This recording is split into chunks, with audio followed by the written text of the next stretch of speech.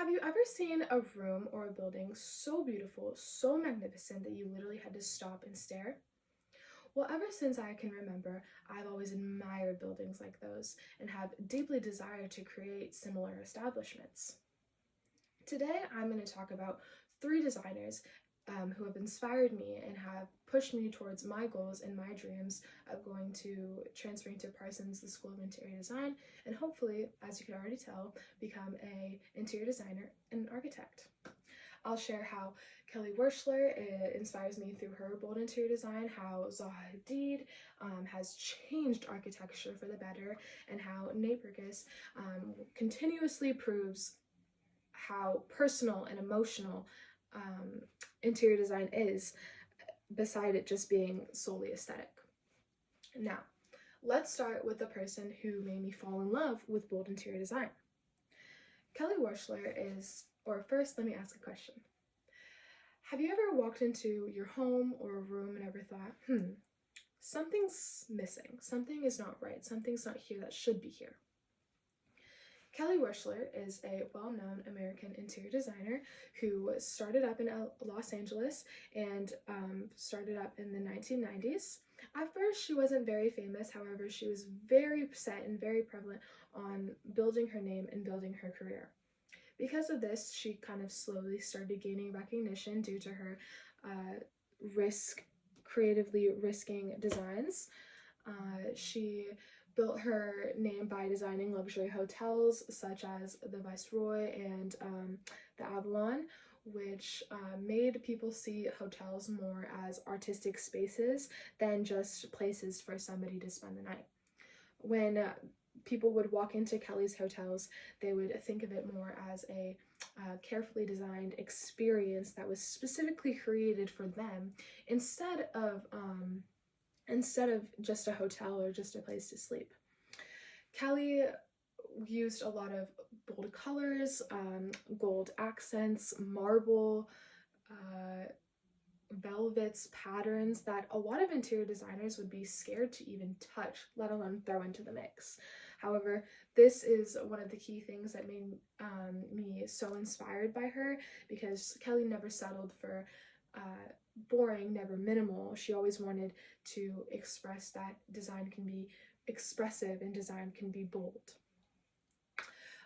Another person who not only designed the rooms but created and reconstructed the buildings themselves is Zaha Hadid. Imagine a building that looks like it's moving, even floating, instead of just standing still. Zaha Hadid is an Iraqi-British architect who was the first woman to win the Pritzker Architect Award, which is basically the Nobel Prize for architecture. She designed famous buildings like the Hadar Aliyev and the London Aquatic Centre, which were known for their futuristic and curved designs.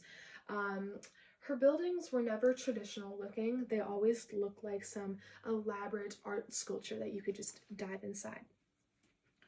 Her work really showed me that architecture does not have to be all about straight lines and boring shapes. She makes it clear that architecture is a form of art, and it is not just engineering, and it is not just math. And as a young woman who sees her success from an outside perspective, it really makes me believe that I can survive and I can succeed in a field that has been male-dominated for so long and so many years.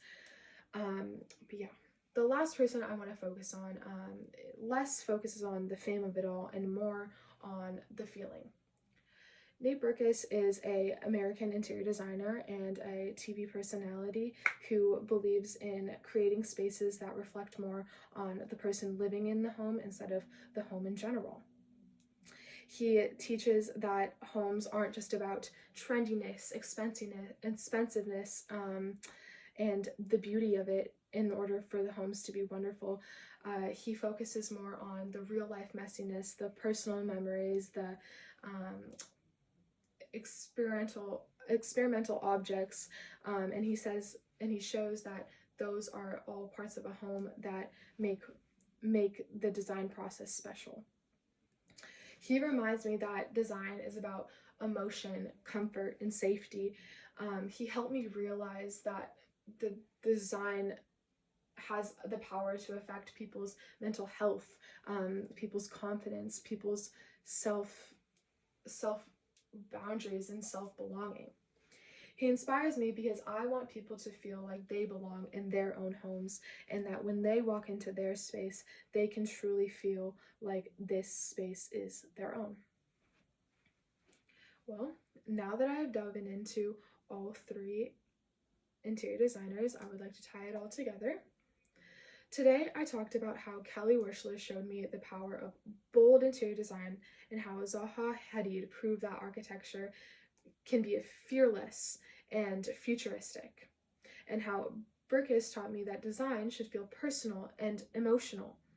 But more than that, they taught me how design isn't just about style, it's about creativity, courage, and connection.